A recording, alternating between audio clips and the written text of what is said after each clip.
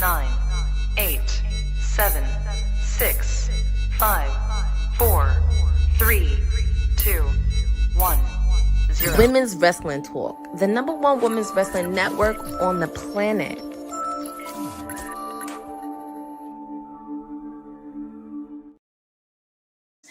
It is Friday, everybody. After a long, wild, and chaotic week, your PR princess, your timeless elite, Stone Cold Courtney, whatever you want to call me, is here with you to end the week off.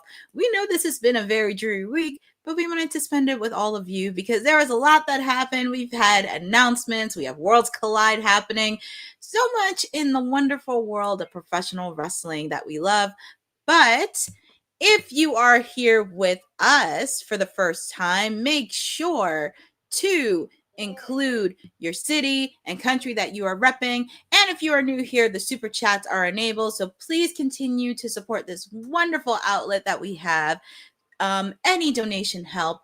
And also definitely want to give a shout out to everybody joining with us on a Friday. But I am not alone. And I am happy to have one of our officials joining us, and he has some words to say after the announcement that happened earlier today. It's one of our officials, our councilman, Will PHARAOH. Ladies and gentlemen, have no fear. Your councilman is here. It is Scumbag Friday. All right. We getting ready to crown us a new AAA champion and increase it, and the scumbag era continues. Can't wait to talk about it. There is a lot to talk about, but shout outs to our producer from the future, Jillian and Maria, for chatting with us. And I mean, it's a no-brainer. You saw the press announcement that happened earlier today, and is official. WrestleMania will be in Saudi Arabia in 2027. And this was a joint announcement made by Triple H. He made it official along with some of the other superstars that were there, along with Joe Tessitore. So this was an announcement that happened at 3 p.m. Eastern time. So it has been officially made, and we had many superstars come out like Charlotte, Bianca Belair, Liv Morgan, Logan Paul, The Undertaker, Shawn Michaels, along with many others. And also Stephanie Vaquer was there. But yeah, we're just going to get right into it. And, well, I just want to get your thoughts on this announcement. How did you feel about them going to Saudi?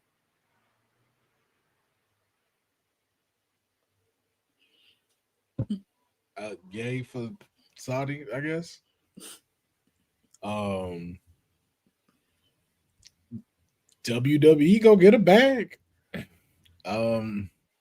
They most definitely gonna do that. It'll be probably the most extravagant WrestleMania we've ever seen.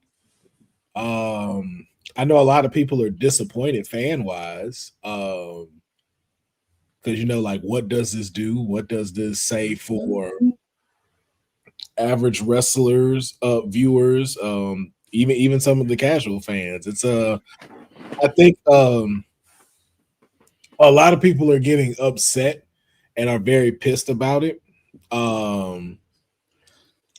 And just kind of feel like this should have happened somewhere else. Like, why not London? I've been hearing like London thrown around a lot on the socials. I'm not thrilled to send Deal's point, but I'm not thrilled for the other reasons that I don't think a lot of people are bringing up. And really, it's more of the logistics side of it. Because to me, I'm going to be honest with you, this will be their first, and this is probably going to be their last WrestleMania.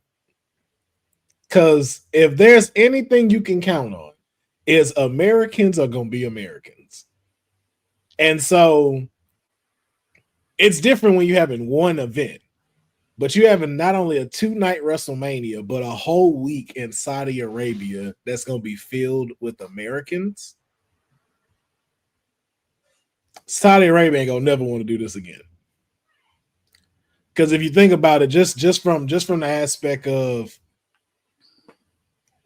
how many people we know that will go there for petty purposes to give USA pride, how many people that we know will not accept the customs that go there.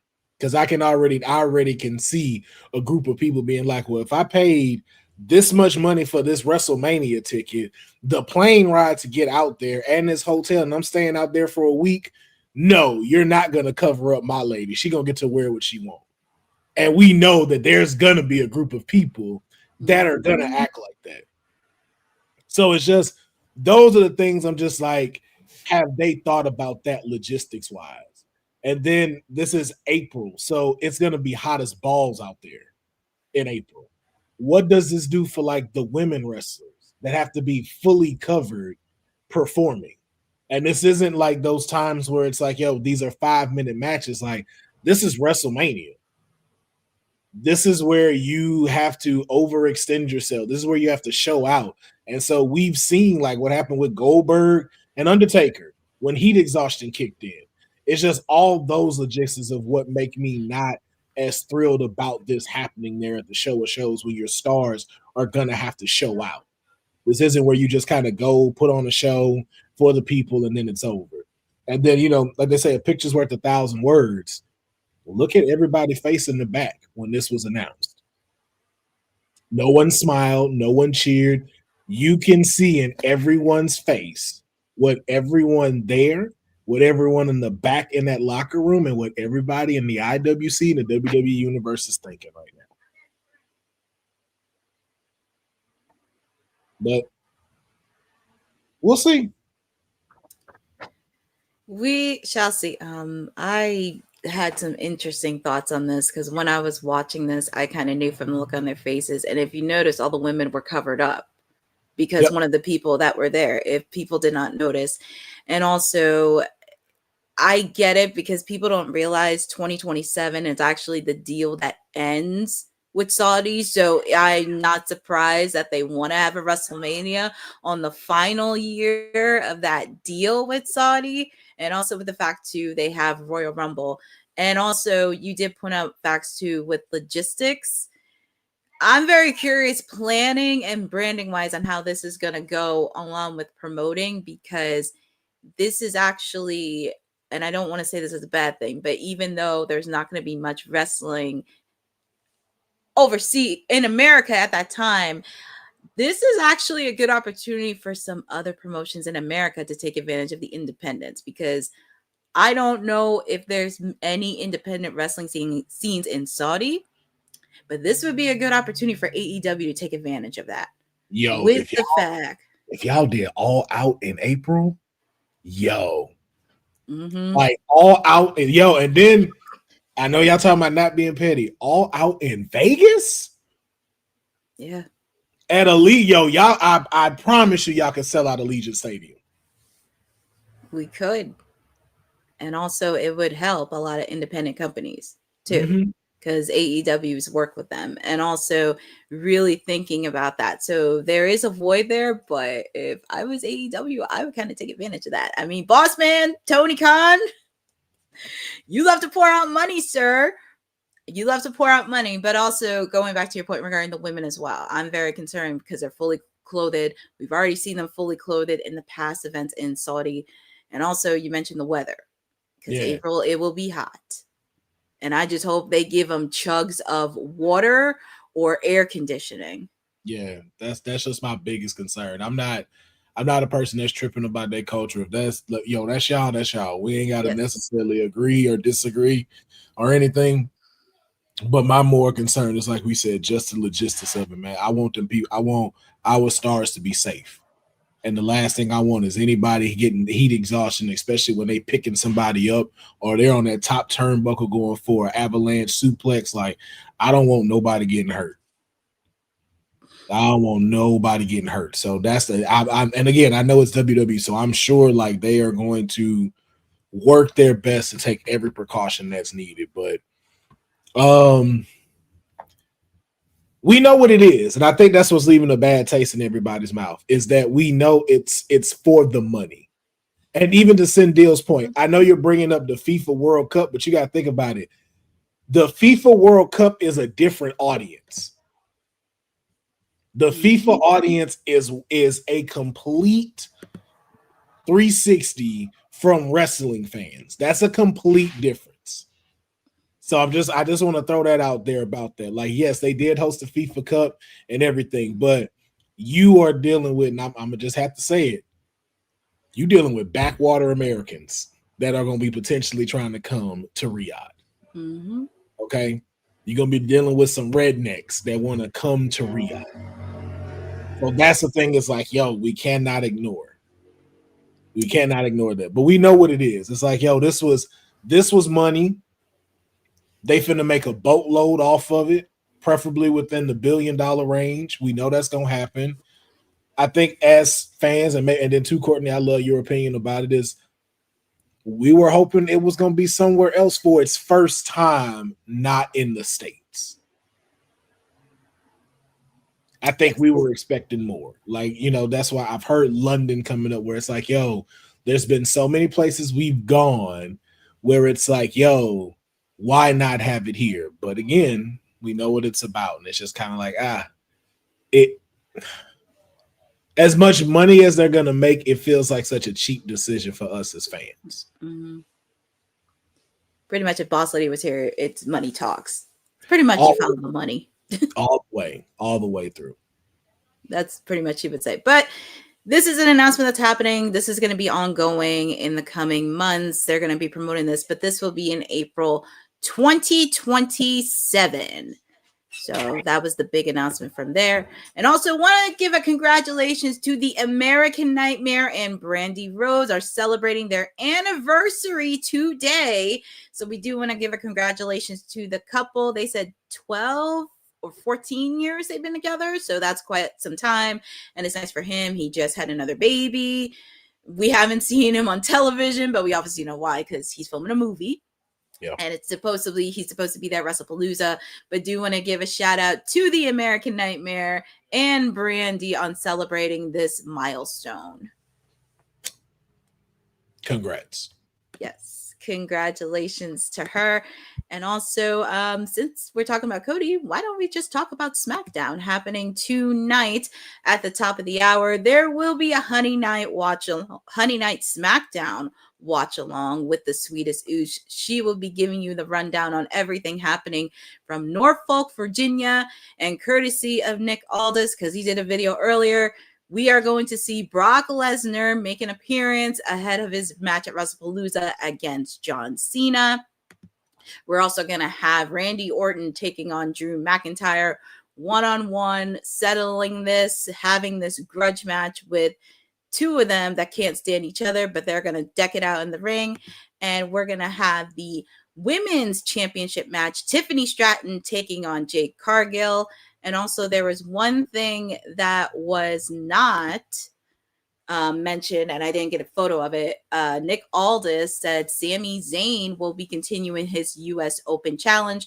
All this happening and more tonight on SmackDown at 8 p.m. And Will, I just want to get your quick thoughts. Is there anything particular on SmackDown that you would like outside of your client Tiffany Stratton? I'll put that watch down there. Yeah, I will never get tired of Randy Orton and Drew McIntyre in the ring, like ever. I'll never get tired of seeing that. So I'm looking forward to that. I'm also interested in what the U.S. Open title is going to be. Like I'm looking forward to see like who is his challenger, because I think that is something that SmackDown needs. So I feel like that's a great addition to what's going on. So again, still a little bummed that you got Sami Zayn having to be mid-card, but you know, if it helps them build some prestige to that title again and gets us to be able to see more stars that aren't necessarily going to be pushed into the WWE championship picture, I'm all here for it. Yeah, I mean, outside of the ladies, I'm very interested to see Sami Zayn's Open Challenge. Also, you know who's his opponent, Dylan? Don't you give away spoilers. But I'm really happy to see Sami Zayn. Very curious on who his opponent is going to be. Also, who knows? It may be somebody from NXT. It may be somebody we haven't seen in months due to an injury. It may be somebody from AAA that we may not even know. So that would be really awesome with that. All this and more at the top of the hour on WWE SmackDown. Make sure to check out the Honey Night SmackDown, where the sweetest Oots gives all the details all the play-by-play action and everything you need to know about SmackDown. And since we were talking about SmackDown and we talked a little bit about WrestlePalooza, ESPN schedules multiple WWE specials ahead of WrestlePalooza, and they're pretty much putting out a full promotional campaign with several WWE related shows scheduled in the week leading up to the pay-per-view. As we know, it's going to be in Indianapolis next Saturday. And pretty much preview programming begins Thursday, September 19th with ESPN WrestlePalooza special at 3 p.m. Eastern time on ESPN2. Obviously, there's going to be multiple replays across ESPN2 and ESPN News. And on Friday, September 20th, the Road to WrestlePalooza will air at 4 p.m. Eastern time, giving like storyline recaps, interviewing with the main talent who's going to be featured on the card. But as we know, WrestlePalooza will be streaming live in the U.S. on ESPN's new direct-to-consumer service as part of shifting away from Peacock, and it'll be on their app. Kickoff time is 7 p.m. And, well, I just want to get your quick thoughts on this promotion of WrestlePalooza, because it looks like they are really going all out on promotional programming-wise on trying to make this a success. Well, it's a good thing. It's no different than what we see from other sports events like football, like NBA, and getting things prepared. So, especially for it being the first time of them having something, I think it just shows the positive relationship and just how excited ESPN is for this partnership. So I think it's just I think it's good. And I think it just, again, open up, expanding the universe to other folks that may be casual fans or may not have been introduced in the product. I think it's good to know that, hey, they're getting the word out. Yes. I do think they're really kind of pulling the full flex on this, especially with the fact, too, this is the partnership. We knew the partnership with ESPN and WWE that's happened, and ESPN's trying to be the number one channel in all of sports all around. So I do think they're really pulling all out. I would not be surprised with Pat McAfee, leading up to that week if he does do promotions, because obviously of his ties with WWE. I would not be shocked if Good Morning Football would be putting plugs in, because we know Seth is going to be on there throughout the entire football season. So you'll probably see Seth Rollins make some plugs in. So it is going to get some coverage. Do not be shocked if you see people from the NFL be involved, or depending on the Colts, if they don't travel that weekend, they'll probably show up too. But it's shaping up to be a big event. We know some of the big matches on the card. And I don't know if we're going to watch along next week, but hopefully we will for WrestlePalooza. But it's shaping up to be a good event, and I want this to be successful. Yeah, same. I want to see it do well. Now, if we can change where we can all view this, I would like that too. I know. I wish I could, but money talks. Just money talks. Yeah. But this has been an interesting story that's been popping up all this week regarding Kyle Fletcher and Steven Richards. And apparently, this originally started when Steven Richards, he was talking about this on his YouTube channel where he was analyzing the wrestling industry, and he posted a video titling "What is Kyle Fletcher missing?" And in the video, he says he views Kyle Fletcher as a talented performer with potential, but someone who needs more seasoning and a veteran to teach him in-ring psychology. He also added in, he looks like an eventual NXT superstar. And that was a comment that pretty much circulated on social media.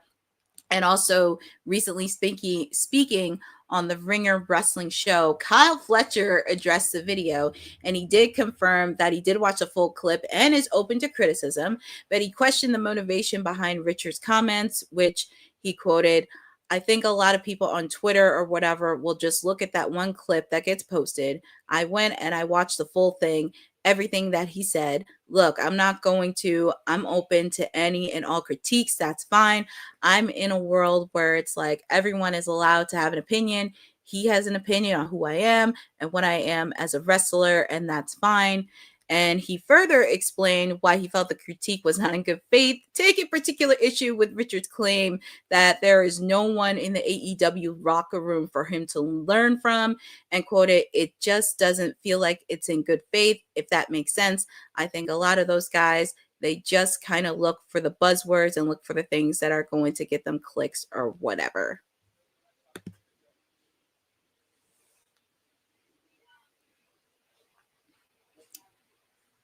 Thoughts?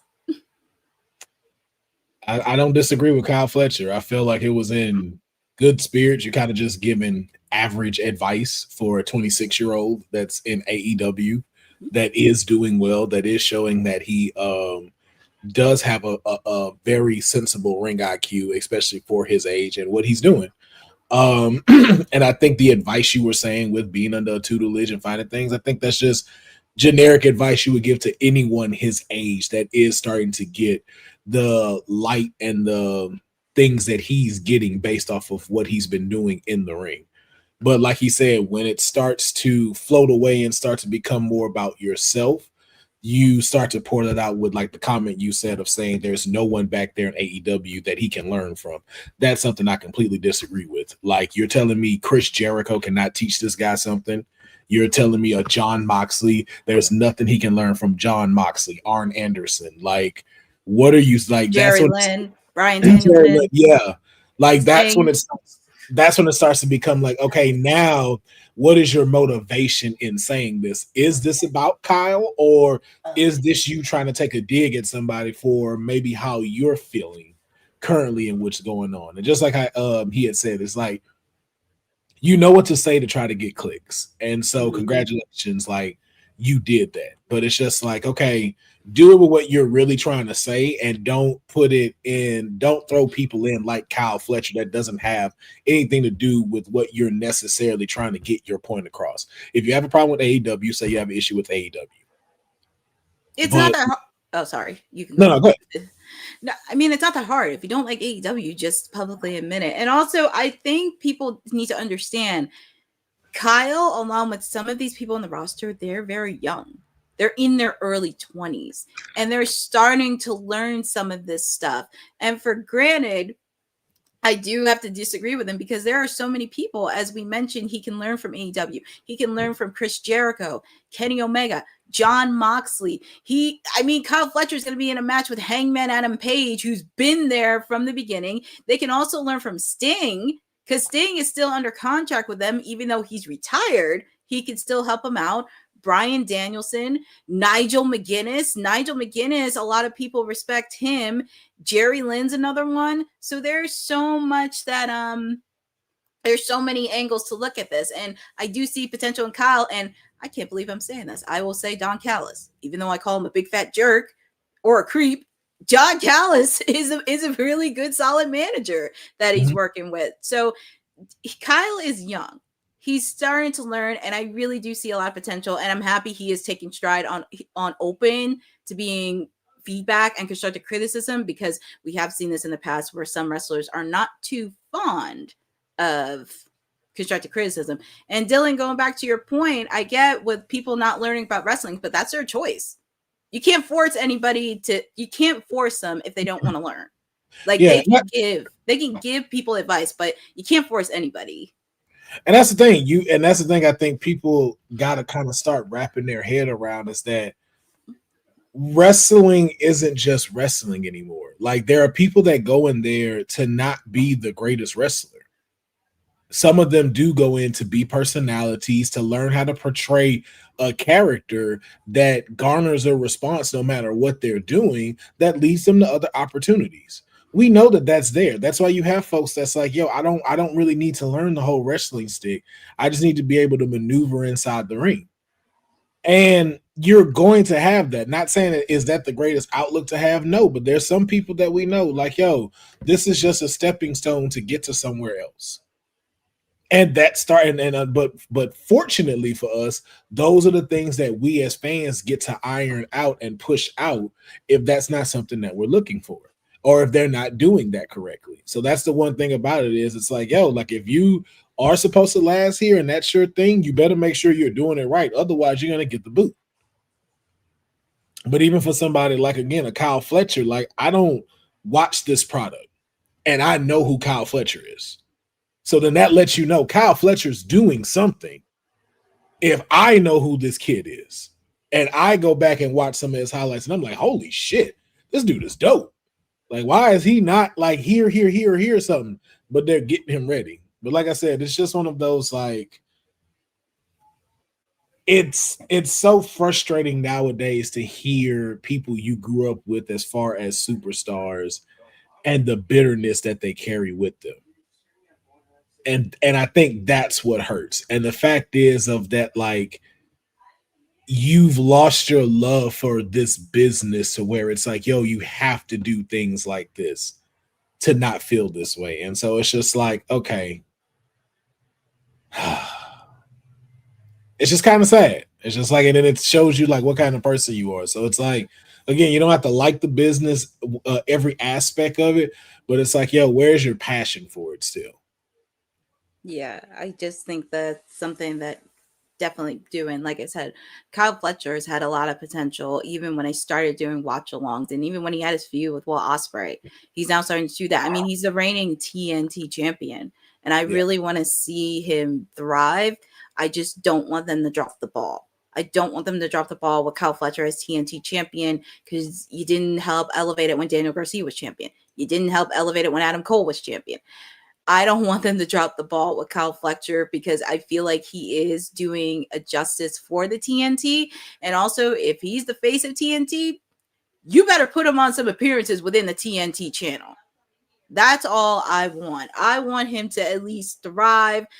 I don't even care at this point, but I really, really want this man to be on like every single program in TNT has to offer, and HBO Max. Yeah. And that's just really coming back down now, though, to marketing, PR of the company itself. So yeah, that's a whole conversation I'll get into, but that's a whole layer. Yeah. But yeah, Kyle Fletcher, look, he's going somewhere, and plus I will be doing a watch on for All Out next week, so hopefully he's gonna have a banger of a match with Hangman Adam Page. And speaking of AEW, because this actually happened earlier today because of Fightful. And why is my computer? Anyways, AEW signed a 5-year deal with Teg Sports, and they will continue returning to Australia. We know they will be in Australia in 2026 for Grand Slam, and also doing their first ever live house show.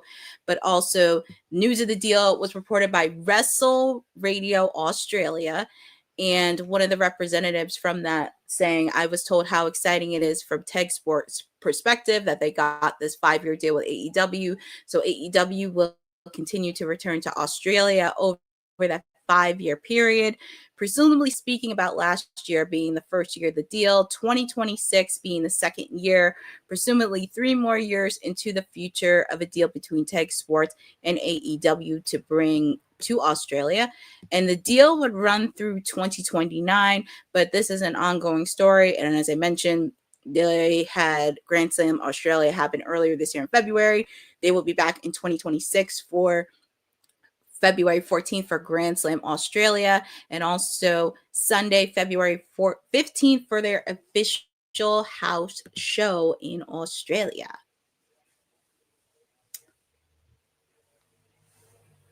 Yo, what if Saudi thoughts about? What if Saudi Arabia brought back Sasha Banks for WrestleMania? Oh my goodness! Like, yo, we just throwing money like that. If we just throwing money like that, like, what could we do to get Mercedes Moné to come back for one night? Like, I wonder what it would cost. Because, like, again, the Saudis get whatever they want. Like, bring Mercedes over there. I'd take that. To Saudi? For WrestleMania? Remember, like, they'll pay. Now, that's the one thing, like, the checkbook ain't got no limit on it. So it's like, man, look, let me dream. Yeah, like Jeffrey said, let me dream. Well, I mean, it doesn't happen. I mean, never say never, and the door is never closed. I'm just saying. That would break the internet. Yes, it would. But for this particular story, again, I think it's just a good thing. AEW is in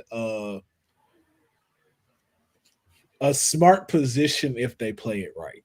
Like, if they can put their pride aside and be okay with being the secondary show to WWE, they have a potential to really get a lot of equity and capital into this brand to where they can start being able to be head to head with WWE, because you need an alternative brand now. That's the thing. So it's like, yo, when we can't afford to go do these things, we can't afford to go do this stuff. Hey, AEW's here and they putting on a show right now. So being able to sign, get your place established more, like in Australia, going back to Wembley, having that international crowd as well. Like, yo, just keep doing it. Keep getting these type of deals and stuff like that, and y'all are gonna be good to go. Just another smart deal for AEW. I'm happy that they're doing that because we already know obviously they've been to London many times for Wembley Stadium. They'll be back in 2026, but this is a good opportunity for them after seeing the success that they had earlier this year with Grand Slam Australia. I am very happy to see it thrive. I would love to see some of the stars that they have in Australia be useful on promotional tours, interviews. Obviously, of course, we do have a few people from Australia like Harley Cameron, Kyle Fletcher, Dylan, even my lady Toni Storm, who Dylan does not think she's from Australia. She's from New Zealand, but she is part of it. But also it does give an opportunity for them who are from Australia, an opportunity to shine in those matches. Just give a feel for it. But I actually do like this. This is a good step in the direction for them. Really, Dylan. He rather have Kyle Fletcher on this photo than Tony. So like that's hey, look, he said, look, she don't represent us, man. He said she's from New Zealand. She's not us. Yes. And I can't argue with a man that lives in Australia. Can't do that. Can't do that. But congratulations to AEW on this deal. I'm very happy for them. And I think Boss Lady I may need to take a trip to Australia soon. Just going into there. So of course we do have this photo of AJ and Saraya, formerly known as Paige. This was actually an interesting story that actually popped out today, where Saraya made a guest appearance on the Busted Open Radio podcast, and she had very comments to say, and she talked about the return of AJ Lee. And obviously we know AJ is getting ready for her big match next weekend. Saraya was asking if seeing Lee's comeback got her amped up and if it makes her want to get back into the action. And Saraya said seeing all the positive message she received in the aftermath of Lee's comeback made her emotional. She quoted saying, I'm always going to have that feeling because WWE is doing amazing things right now. And you're just like, man, I miss being in the locker room. I miss being around people like Natty. I miss being around my sisters, and I miss being a part of these things. And then I watch AJ. I've watched that over and over again because she's my fairy godmother, dude. I love her so much. She's the one that kind of took me under her wing when I first came up on the roster too, and we traveled together. We had the frenemies thing, and my social media has not stopped. It has blown up. I cannot go on there without hundreds and hundreds of thousands of people doing videos like, please bring Saraya back, please bring Paige back. And I get excited because I keep forgetting. I feel like people don't like me anymore, and it feels pretty insecure, and I'm not trying to get sympathy, but it made me really emotional for the past couple of days, and I have shed some tears about it because I'm like, oh my God, people still like me and they still want me to be around. And that's probably the best feeling in the world for me. I get insecure about these things. With AJ, I would love to be her tag team partner again or run it back eventually. I'm not saying right away. She needs her moment. People are excited for her to come back. Maybe one day we'll see. And then she went on to state that she wants to start training again and bring the Paige that people saw in NXT. And she quoted saying, I know my career has been really great. It was kind of cut short with the neck and stuff like that, But now she's healthy. Now my neck is healthy. Now I'm in full 100% health, and I want to start training again. I want to get in that ring and bring back the Paige that I was in NXT. Mr. NXT. Said it before, and I'll say it again. Come on home. Come on home. Come on. Come on. Come on. Come on into mama's bosom. Come on. Come on. Come on now. Come on. You already like, come on. I've said it before on this show. I have no problem saying it again. As always, man. Look, I wanted AJ. We got AJ. I need Paige back in the WWE. She deserves to be a part of what she built. Okay. I don't care what nobody want to argue. Argue with your mama. All right. There ain't no debate. That picture you showed, those are the two pillars in which the women's division stands on today. Now, everybody can, that's no disrespect to the TNA folks, like Gail Kim, what's her face? I don't want to call her the heavyset black braids. Awesome Kong. Awesome Kong. I knew it had to do with the 8, but I was just like, it ain't the one I'm thinking of. Awesome Kong. Like, yes, they were there. They were definitely doing their thing. But like, yo, when you look at the women's division today, like you can tell these are the two women everyone mimicked. Everyone looked at. They are the blueprint of what the women's division is today. Now you can throw in, of course, the male influences like Eddie Guerrero, Rey Mysterio, but it's like, yo, these are the women's division's today's godmothers. And we got AJ back. So it's like, yo, Paige, come home. We want to see women's world champion Paige, WWE women's champion Paige, WWE women's tag team champions Paige and AJ Lee. If you can still go, if you feel like, yo, your body is there, yo, give us the honor and privilege of coming home and get the run that you deserve, yo. Come the fuck home. And we are going to welcome you with open arms. The possibilities of what she could be. Yo, Paige versus Blake Monroe at NXT? Come on now. Come on. Jacob, really? Why? That's because Jacob don't like his hairline. That's why he said that. Oh my goodness. Well, I would be happy to see her back. And you also have to understand, Maria, you made a comment too, saying weak. You have to understand the era they were in. They didn't have like the matches we have now, 15, 20-minute matches. And also with the fact too, you had the Divas Championship match. And also going back to your point, you had Paige, and you also had AJ. I'm also going to throw in Emma too, because Emma and Paige didn't meet. If this was kind of like the early start of the revolution, because people always want to put on Nikki Bella. No shade to her, but I always have to put a reminder in it. Mm-hmm. But I wouldn't mind seeing Paige get the women's world title, the WWE women's title, the tag team titles. You have to understand, they were in an era where people thought women's matches were bathroom breaks. That's where you had give divas a chance, and that's where the women's revolution started. And the two of them started it because everybody was watching Total Divas. People wanted to see the wrestling part, and that's where AJ and Paige kind of come in, because that's where you had to do with wrestling. A lot of people, you really had to think on that, because yes, Total Divas made success on mainstream, and that's how people got into wrestling. But if you mention like every single woman that came after, I guarantee you everybody said Paige, AJ was their biggest influence. And it's kind of like, because Honey and I were talking about this, when we talk about how we got into women's wrestling, we see Trish, Lita, Victoria, Jazz, Jacqueline as our mothers. We see them as our own mothers because that's who we watch for women's wrestling. And think of every single girl out there who's watching wrestling now and they were into AJ and Paige. So that's something people really need to think about. And I would not mind seeing that. Paige versus Blake Monroe. Paige versus Tiffany Stratton. Yeah.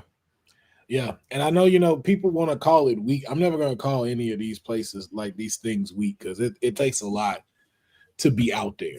But you gotta remember at a time where this would like everyone is even saying in the comments, like where this was during their times, like they were the anti-divas. That's exactly what they called it. They were the anti-divas, which means that you were the next step in what this needed to be. This was the next step in what needed to happen, what needed to shape up. And the people that did that were these two. They were the perfect blend, just like I talked about with Dominic Mysterio, and we'll get into that. They were the perfect blend of women who actually wrestle, not just, and I don't mean like can wrestle, like actually can wrestle. Like, yo, put me in a match with any of your top dudes, and I will go up in there and give them that work. But not only that, they were also visually appealing like you would need for a diva to be.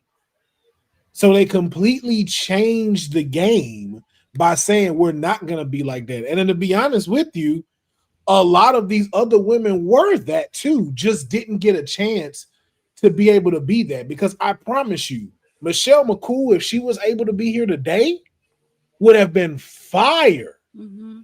Imagine if Natalya was Natty then. Mm-hmm. She would have been incredible. Beth Phoenix really getting to be powerhouse Beth Phoenix. Mm-hmm. So it's not like they didn't have wrestlers there during that time. It was a theme in which WWE creatives had these women in where it's either you going to adapt to it or you going to be in the back of catering. And these two women had decided that, hey, I'm not going to do that.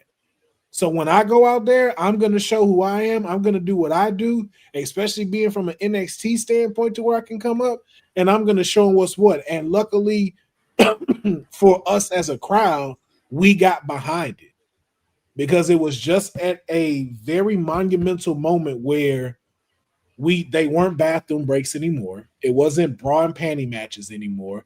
It was actually wrestling matches. And now you start to get to see like, oh, there's some chicks on here that really can go. Mm-hmm. And then let's not forget when it did start to become that, both of them were carrying some of the best storylines during the time in everybody. I don't mean just women, in men and everything. Like, yo, AJ Lee's Psychotic run, the two of them going at the frenemies route, like, yo, you couldn't wait to watch Monday Night Raw to see that. You couldn't wait to go see on SmackDown when they was getting their shit going. How many times did they had a conversation during that time of like, bruh, they need to get rid of this Diva title and bring back the Women's Championship? Mm-hmm. That was a conversation during that time because of these two women. And then you finally got the hashtag give divas a chance. Like, yo, you would not have all of these women y'all are sitting here cheering for now if it was not for these two saying, yo, I'm going to go against the machine no matter what they say. And both of them deserve to be in the house that they have built and deserve to get their flowers, get the accolades, get included in the lineage that they started. So, Paige, if you watching this, if you don't think we don't want you here, you are, with no disrespect, you are sadly fucking mistaken. Because we are anticipating the day that we hear the sound of that raven and them fucking that purple pea pop up on the Titantron. I forgot who said that. I'm going to lose my shit. Mm-hmm. Come home. Please come home. And Jacob, go follow the set of Legos. Go follow the set of Legos, sir. Come say that with your face being shown. Instead of type in the comments. Because what? We haven't seen him in more than 63 days? More than 63. Yo, when Cynthia said 63 months last night. I was just gonna. Yeah, when I say Cynthia, all like flawless victory. Flawless fucking victory. Oh my god. Oh jeez. Jacob, really? I can't win. But again, how many people we just saw that did that, left, came back, and then done better? That is true. When Daniel Bryan came back and he was the Earth champion, he was not great. That was not Occupy Daniel Bryan that we knew. And what happened? He left, came to AEW. What'd he do? Killed it. American Dragon. Yeah, killed it. So we've seen where they came back. Wasn't that great? Left, came back again. Another one, Shawn Michaels. And that's the GOAT. So, hey, third time's a charm, right?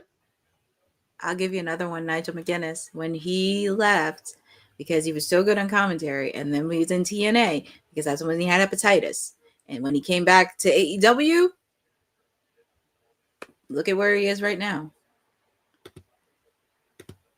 But before we get to our final story of the night, because we got bold predictions and we got SmackDown tonight, we do want to talk to you about this archive that we're doing at Women's Wrestling Talk. And this is to at least give every single archive we have of women's wrestling, no matter how big or small. And feel free to support us because every contribution helps. Women's wrestling didn't just show up yesterday in glitter boots. We've been here the entire time, body slamming through history. The Women's Wrestling Archive launches January 1st, 2026, and it's gonna pave the way for all women's wrestling. Because if we don't document it, a man might say he did it first. This has been a passion project for a very long time. Head over to the womenswrestlingarchive.com to donate 1, 5, or whatever you can. It all goes a long way. Let's give these women the spotlight that they've always deserved. Her story belongs in history. Help us preserve it today. Join us at womenswrestlingarchive.com. Support the archive. Support women's wrestling. Donate today. Every little bit helps because making sure the women archive's alive and well. Dylan, really? I did not put his medical records out there. It was the truth. If you watch TNA, you know exactly. Oh, and this is the photo right here. The excitement on their faces going to Saudi Arabia. The pure excitement of how thrilled everyone is to be going to do a Saudi Arabia show.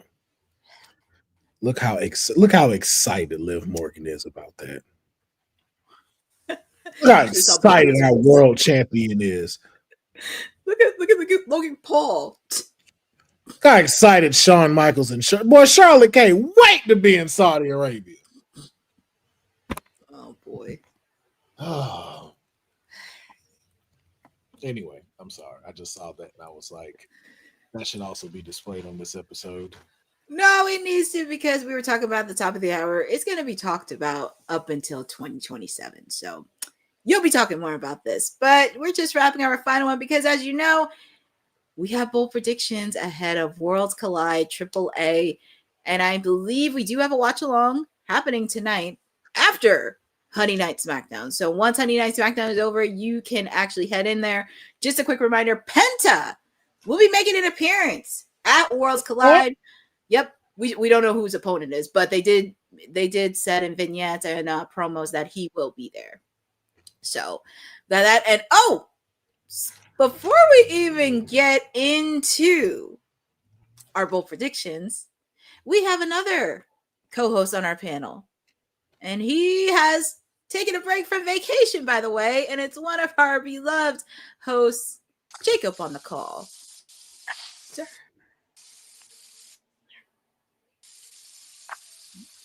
Are you back in the trap house again? So, one, I was here like 2 weeks ago. This look like a trap house. I feel like this is a relatively decent looking apartment. Hey man, I've been here since the last 63 days. Be going very well for you. 2 weeks ago. Yeah. I mean, let's not put my business out like that. Well, how are you Let's today not put my on this business out like Friday? that, please and thank you. Oh, I am glorious. Word to the great Bobby Roode.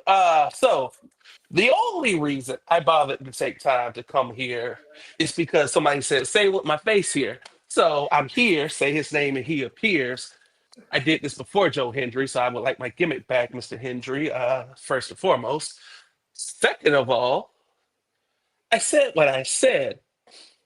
Last time we saw Paige, whatever you want to call her, she didn't look that great. And here's my biggest thing. Stop with the homecoming calls. Stop with the going into the nostalgia well.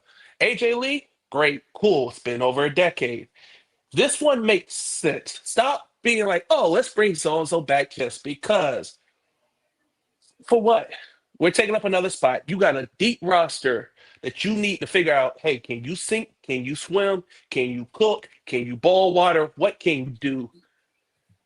So, hey, Saraya, thank you. We appreciate it.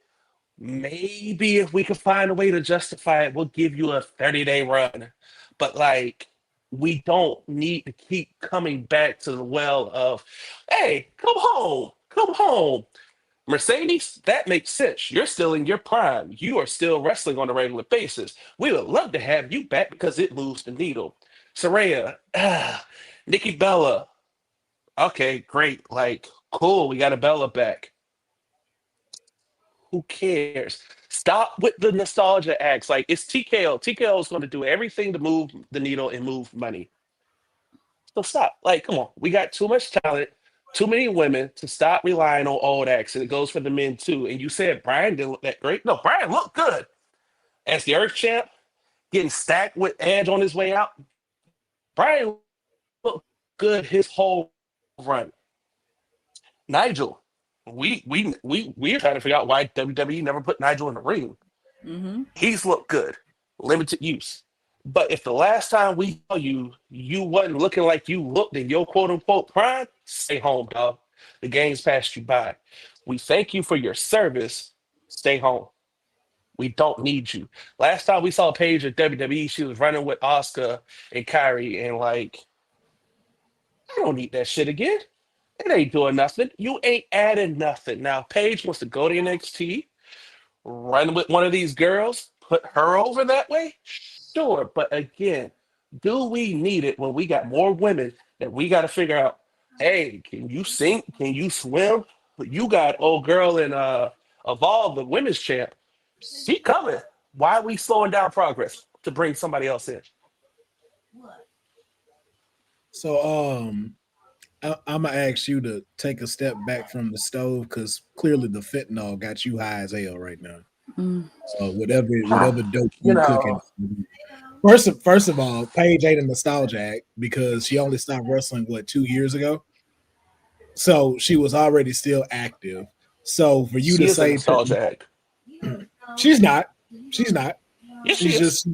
just a legend. Nostalgia is the Genetti Boys coming back. That's a nostalgia act. Ric Flair is a nostalgia act. That's what a nostalgia act is. When you are 30 years out of your stuff, that's when you're a nostalgia act. Nah, that's a disagreement. And But if that's continue the on. case, if you're saying that, Daniel Bryan is a nostalgia act, according to your logic. No real How? argument there. Except Brian stayed active enough. There was no gaps.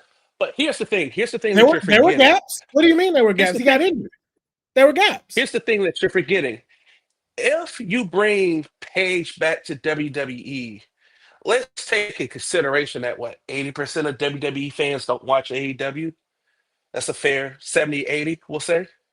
Okay. She's the nostalgia act to them. She is from a bygone era, a long era that we would like to forget. She played a part in shifting the culture, but you are still a nostalgia act. You were from the Divas era, the start of the women's revolution, but you got lapped and ran circles around when Sasha, Charlotte, and company pulled up. Right. You would fall under a nostalgia act. You I might don't be a I don't young nostalgia act. I'm not calling you Ric Flair, Undertaker, I old don't think you man, know get what off a my nostalgia porch. act is, man. I don't think you know what a nostalgia act is. Her last appearance in WWE was 2018. And then you had the pandemic era. And then during that pandemic era, she was injured. So you have 2 to 3 years of being injured as the reason why she's not there. When she was not injured, she came back to AEW to have a career. So this person has been an active person for 1 year. Just because someone does not watch one of the products does not turn them into a nostalgic act. So her being It able does to for come that back, purpose. it doesn't though, because if 2018 is not that far from where we are today, so that doesn't For make a sense. Of WWE fan, For He's a a nostalgia WWE act. fan, are you telling me if that music hits that it's not going to garner a reaction? That's Everybody gets a impossible. pop. Everybody that had Everybody a doesn't name get a gets a pop. pop. Everybody doesn't get a pop because Tyler Breeze didn't get a pop on NXT. No, So we know that's didn't. Everybody that had a worthwhile name gets a pop. She had a worthwhile name. She will get a pop. No, but here's I Tyler believe Breeze was on TV frequently, did not get a pop. you saying Tyler So you Breeze is the can't level say of star that everybody gets a Pages pop, that had huh? a worthwhile name. Tyler Breeze, as much as I love Prince Pretty, Fashion Police, and everything he's done, he ain't holding the candle to Soraya in terms of popularity. We did a Not movie saying that about he is. Soraya's family. Not saying that So, he is. but you can't. I'm His just name is not that combating. big to WWE Understood. fans. I'm just combating Kevin the thing of you Nash, saying that everyone gets a pop. Everyone doesn't get a pop. Mm-mm. I believe it was Kevin Nash Julia that made this Neeching's statement. U.S. title match did not get a pop. Every return gets a pop. But here's the point.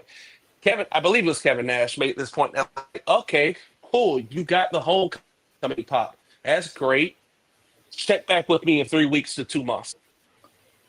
And That tells you how we really feel about you. You're telling me the ring IQ that Paige has, the history that Paige has, the history of what she could teach a lot of these people in this company, you're telling me would not be welcome.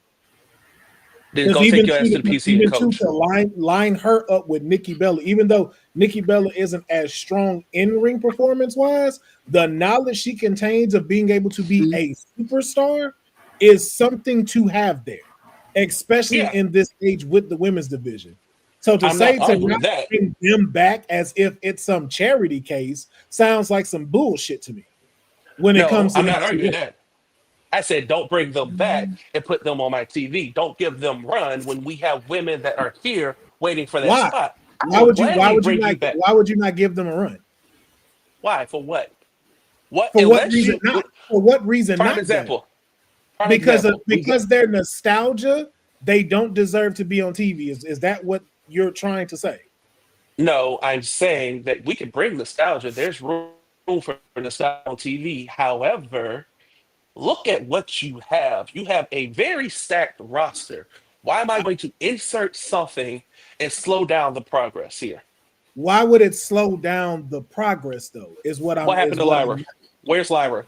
What happened? Where's Lyra? We have Nikki Bella chasing or chase. She was chasing Becky Lynch. There's What for What what? happened? For what? What What's the point happened? of that?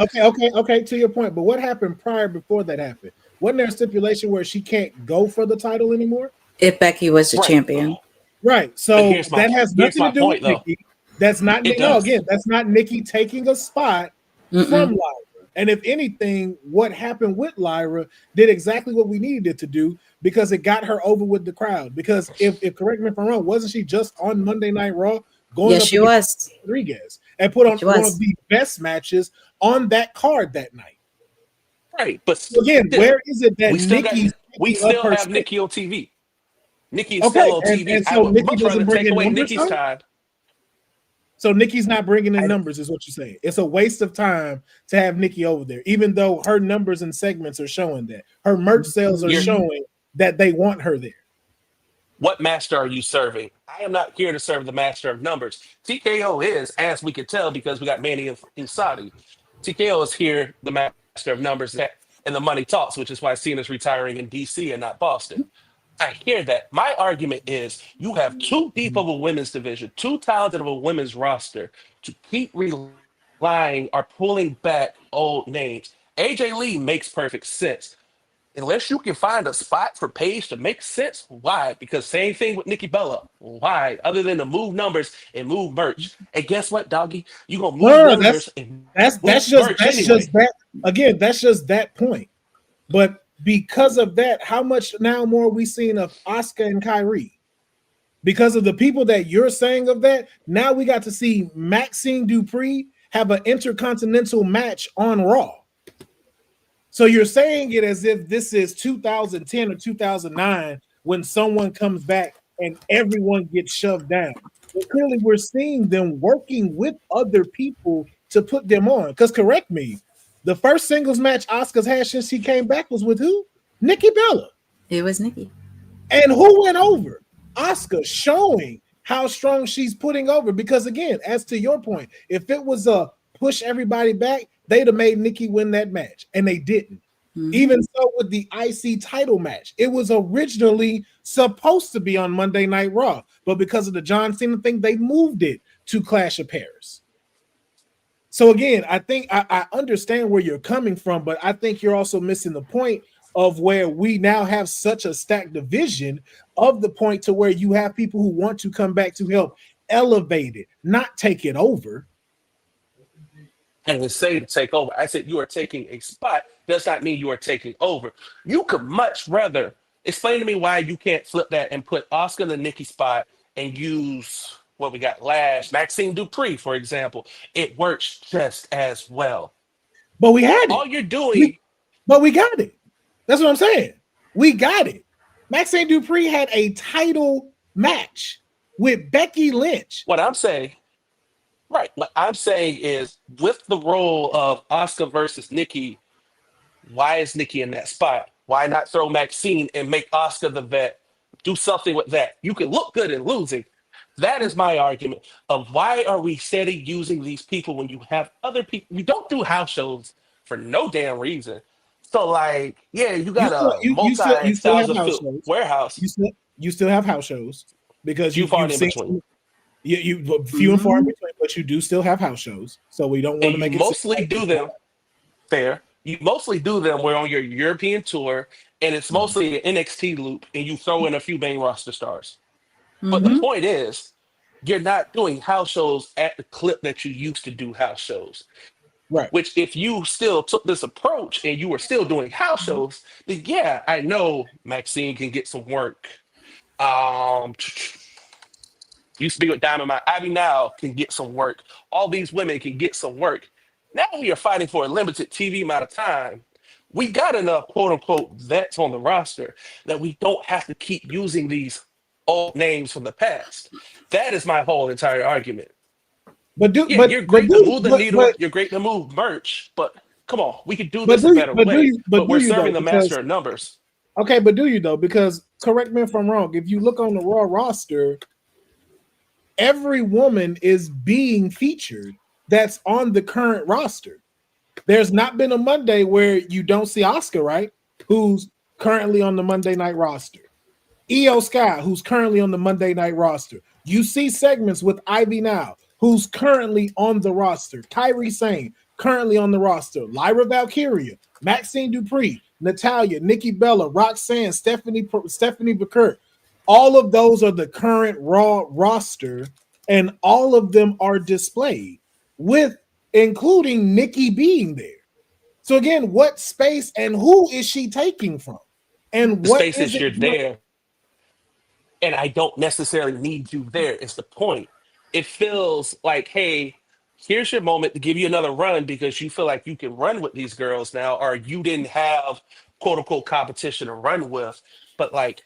I don't care. You had your moment. You had your time. We appreciate it. Sit back and let's build something up. Let's move somebody else into these spots. Let's go find the next Nikki Bella. I understand that you can say, hey, we're all being featured. They're not taking time. But if I'm giving you a 10-minute match, I can give that 10-minute match to somebody that really needs these reps. All right, let me just make sure. Let me see.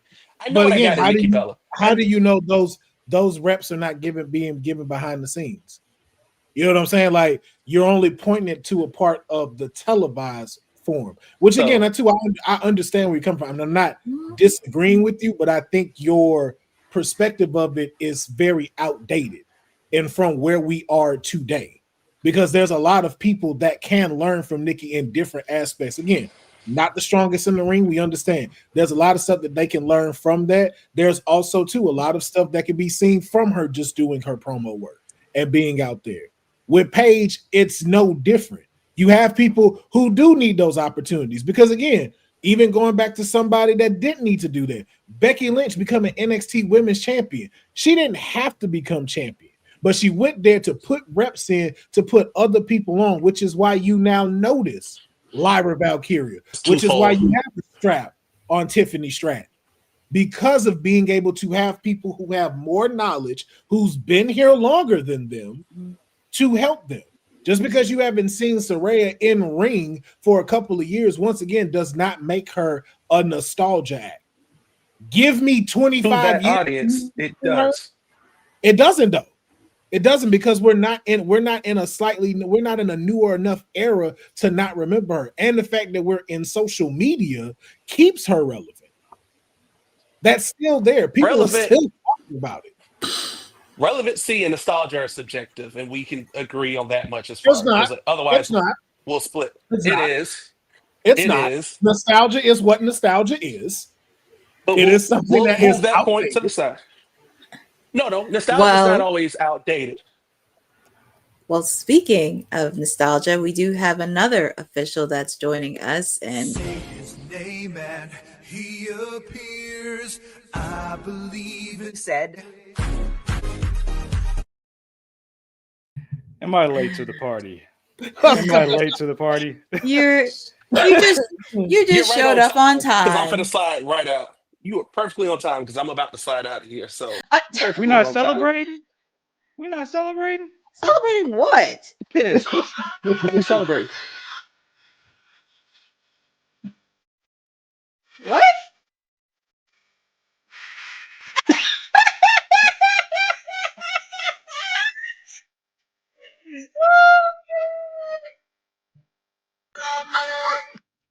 We celebrating. What are we celebrating?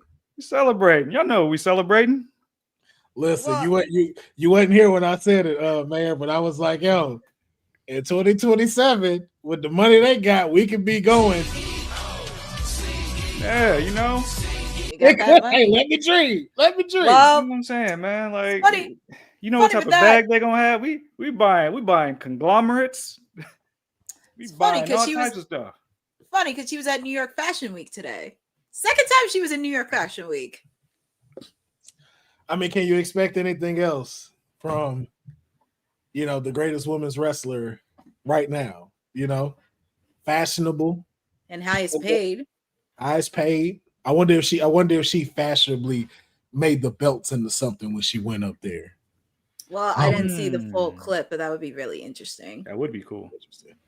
That would be interesting. But we had This is a men's large, Dylan.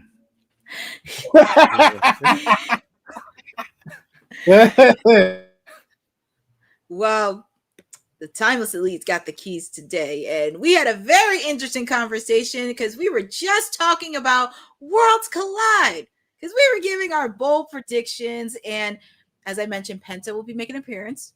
We don't know who his opponent's going to be, but he will be making an appearance on that. So very excited that Penta will be back at Worlds Collide.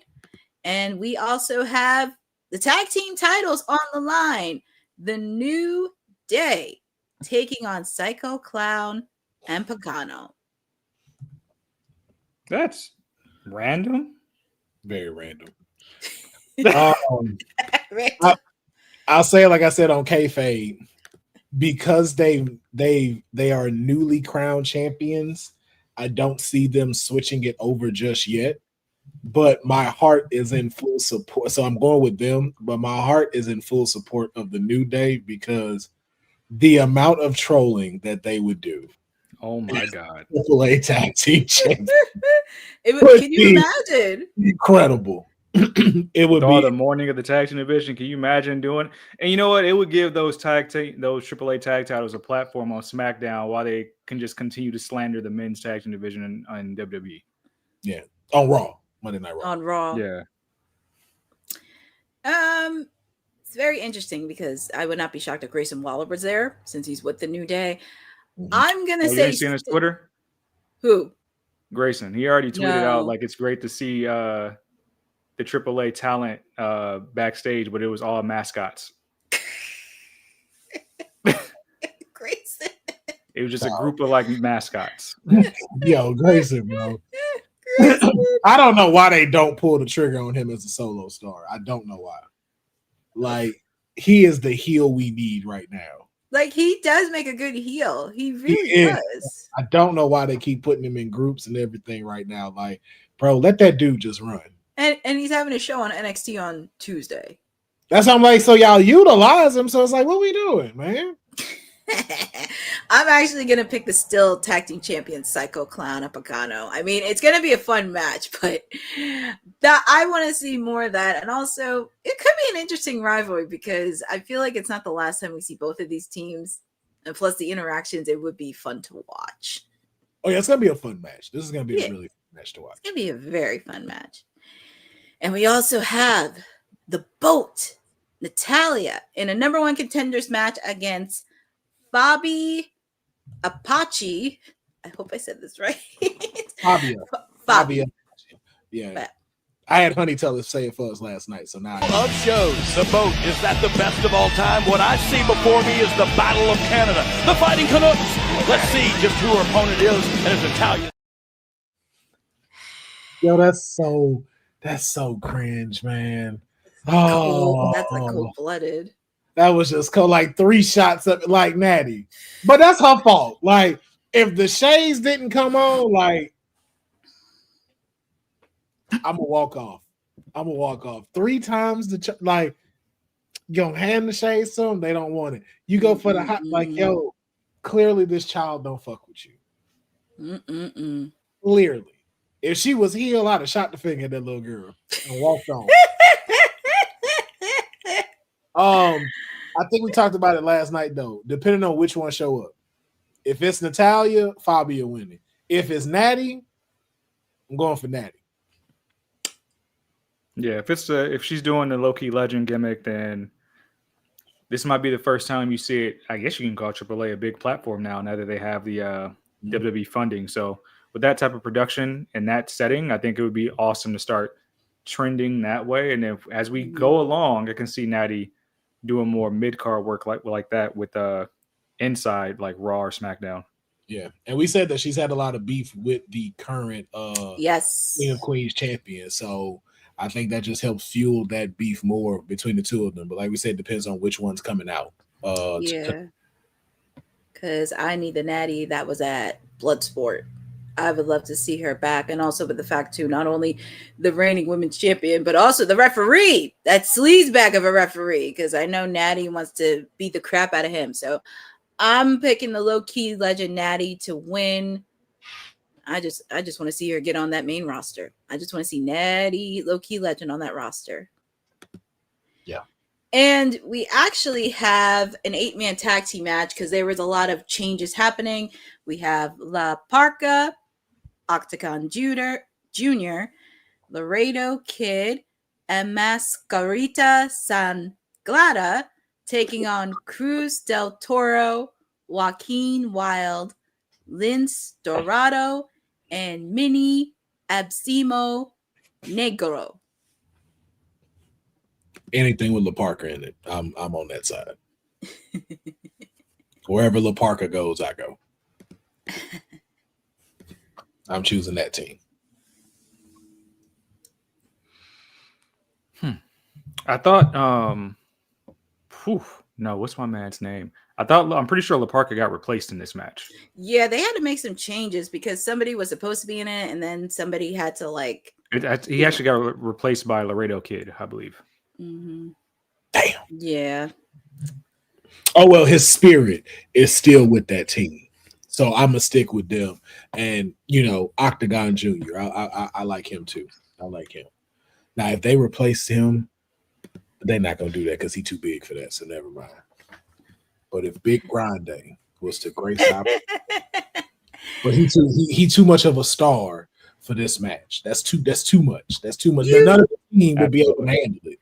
We will talk about that in the main event because he may make an appearance in the main event. We will talk about that shortly. But I'm actually going to go with Octagon Jr. and La Parca. I have seen them on the last event, and it was really great. And I'm happy Joaquin Wilde and Cruz del Toro are getting some reps on AAA.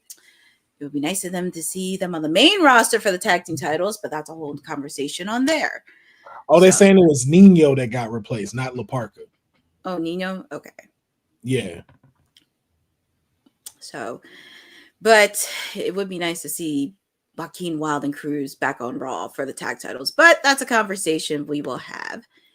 And we have a fatal 4-way match for the, let me rephrase this, Canadian championship match. No. No? It's for the Latin American Championship. Oh, so really? It's Dr. Wagner Jr.'s title that's on the line. Okay, that makes a lot more sense. So Yeah. Dr. Wagner, Dragon Lee, Ethan Page, and JD McDonough. Now I know they never gonna do this, but again, let your councilman dream. Ethan Page wins. Oh my God. Gets called up to SmackDown. Wins the U.S. title in an open challenge against Sami Zayn. Do you know what it was like to say he has a championship for every country in the northern continent? Canadian, U.S., and Mexico. Oh my God. The trolling Ethan Page would do if he had them 3 titles. That's all I'm saying. That's all I'm saying. But I feel like Wagner's gonna sneak in and pin JD McDonough. Yep. Said. I'm gonna take Dragon Lee in this match. I think they're starting to slowly do more with him. And he's kind of getting heated back up. I think it'd be a good way to him, not just to get reps, but for him to actually have gold again. I think I'm also going to pick Dragon Lee. He definitely had a showing, especially the match he had with both JD and Finn on Raw. And he's now starting to show a lot, and especially with the fact, too, aligning himself with AJ Styles. That's also a plus, too. So I wouldn't mind seeing Dragon Lee become the new champion. And we have this mixed tag match. Lola Vice and Mr. Iguana taking on Finn Balor and Roxanne Perez. First and foremost, I know what y'all trying to do here, man. Y'all didn't seen these political collaborations. You trying to paint us against each other. We're not doing that. We can celebrate both sides here. No. And just to be fair, if y'all watched Kayfabe last night, I was being non-biased, and I gave my prediction. I said, "Yo, Lola Vice is going for that title at No Mercy. They didn't pick up the victory at Triple Mania. This is going to be Lola and Mr. Iguana's night. No disrespect to my cut, but Lola Vice and Mr. Iguana are probably going to pick up the victory in this match, with Finn getting pinned, not my client." That's what I would say here. I think the storytelling they're saying right now, because I'm pretty sure Judgment Day won the last tango between these parties, where that's when we saw Demonita for the first time. Triple Mania. Yeah. So I'm pretty sure that Lola or Roxy, I don't see either of them taking a pin. It's either going to be Finn pinning Iguana, but since I just put La Yesca up on WWE Shop earlier this week, I think that's a way to kind of keep building this character into mainstream media. So I will also pick Lola and Mr. Iguana. Yeah. I'm going to go with Lola and Mr. Iguana because with Lola, she has a big match at No Mercy. And plus, it does give her a lot of momentum as well. And plus, Mr. Iguana is just Mr. Iguana. You don't need no momentum. Did you see the package Tuesday night? Yeah, I saw that Tuesday. Papa Laredo dropped the promo of the night. Did you see it? We did. I have it on good authority. Hey, they're trying to sign the whole family to the WWE, including myself. Hey, but listen, you can always ain't nothing wrong with a little more carne asada thrown on the grill, though. Mm-hmm. Nothing wrong with that. You know what I'm saying? Like, hey, man, listen. We already know it's going to be a feast, but hey, let's put a little bit more on there, man, and keep this train going. More to this story. Oh, God, really, Jacob? Can you understand if we had the Vice sisters in WWE? Talking about some Bellas, Vice sisters. With the mayor of Vice City as their manager? Come on now. That would actually make sense. That would make sense. That's my pick, though. It's gonna be a good match, though. I hope Finn brings out the puppet again. Oh my God, that would be so funny. Make that affordable, you know? Yeah. Yeah, I was like, I didn't mind wanting to get that, but I ain't paying $80 for it. Yeah. No, $80 is too expensive. And the main event, Vikingo taking on Dirty Dom. I say it again. If you want your product to make sense, AAA. invest in the scumbag era. Okay. It's just like John Cena's retirement tour. The scumbag era can only be here for so long. Get down with the get down and put the strap on Dominic. Dom 2 belts. Yo, him and his ego won't fit in no arena on Monday Night Raw. Mm-mm. Yeah, that's true.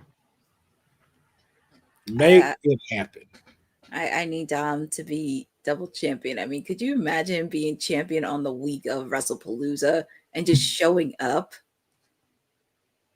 Yes. Yes. Yes. No AJ to stop this. Yo, let it happen. Let it happen. This is what the people want, man. They literally booing Vikingo right now. Like, yeah, they are. And plus, Dom. And plus, who knows? We may see an appearance from Al Grande in that match. Listen. So I think we're going to see one of two appearances in this match. And here's why I'll be the pessimist. And I think that they're going to continue to force feed the Vikingo, even though the Mexican audience has seemingly turned against it because of how they did Del Rio. I feel like tonight is the night that we actually see a return of Del Rio in this match. Maybe something behind the scenes worked out with WWE and the brand. Or I think this is where Penta makes his appearance and gets involved in this match. Only because, like, I'm thinking of the promo this past Monday, and it was hilarious. I don't think we talked about it, but he went to Adam Pearce and said, when I debut, everybody loved Penta. Why you don't love Penta? To Adam Pearce. I thought it was funny as hell. But I think this is another way to showcase Penta to this audience because he's so over on main roster already. Why not bring more of that here? And if you look at not the promos, look at the interviews that Penta does. He hates Dominic Mysterio. I can legit see him being the antithesis to like stopping him from even getting that accolade and doing a one-off thing there. Especially if Grande come out and he comes to like assist Vikingo, that may even put Vikingo back in good standings with AAA. Yeah. But this is going down tonight. We will be having a watch along later tonight after Honey Night SmackDown. So those are our bold predictions for Worlds Collide. And well, before we get out of here, is there anything you guys want to talk about before we get out of here? I just want you to remember the faces that were made by those WWE stars when they announced Saudi Arabia. That I just want y'all to remember the faces in the back. It told us. We'll talk more during the watch along later. I'm still holding out hope that I'll get energy and just drive to Vegas right now, but we'll see. No, you not.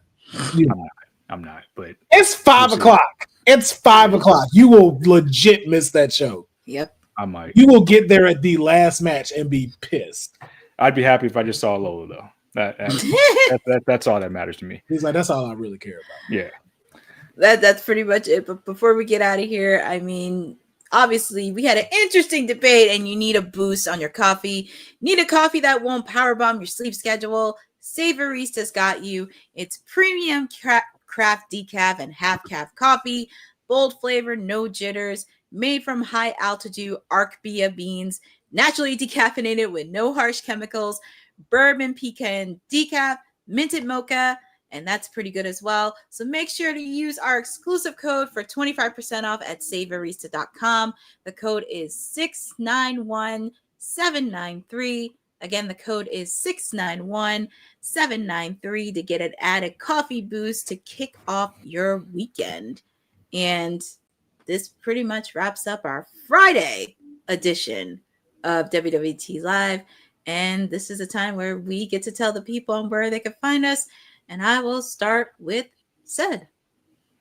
As usual, I don't want to be found. I don't want or need your follows. I tend to lurk in the shadows. But if you must know, you can catch me occasionally on Monday nights, always on Wednesdays, and sometimes on Fridays. Just like the WWE is getting ARAB money for the rest of the year, you will see me rock a turban on screen. Because I feel like it's only appropriate until we get to 2027. That is all for now. Well, where can the people find you? They can find me in a certain place, but before I do that, I just want to make sure that one of my clients is celebrated, man. 4 years ago today, my client Roxanne Perez became the first ever Ring of Honor's women's champion. So I just wanted to make sure that that was celebrated here on WWT, man. You know, as she's getting ready to perform tonight over at AAA, just continuing the show while she is the prodigy.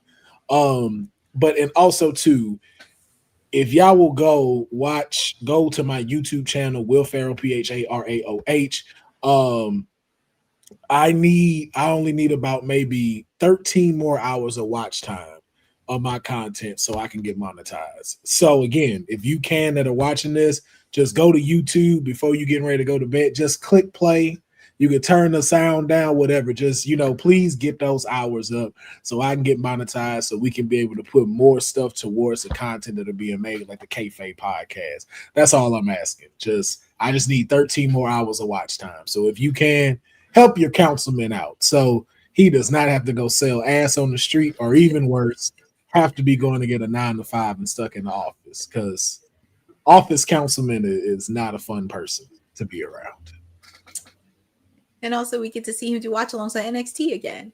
You damn right. I can afford CW since it's nowhere and doesn't want to display anywhere except on cable. Fucking CW. NXT is a movie. Well, the people can find me chirping sporadically Mondays, Wednesdays, and Fridays on WWT.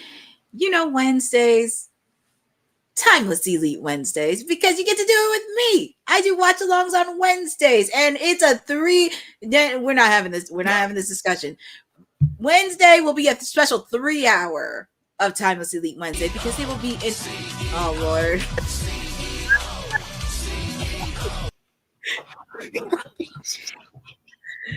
Oh, you are so wrong. Now I'm on air, bitch. Blonde hair, bitch. Beat you so bad. Get a massage chair, bitch. Ugly ass bitch. You look like a bitch. Shout to the crew. Leave them shook like a bitch. HR. You interrupted me first. I was silent. No, you weren't. I didn't play the song. I just did this.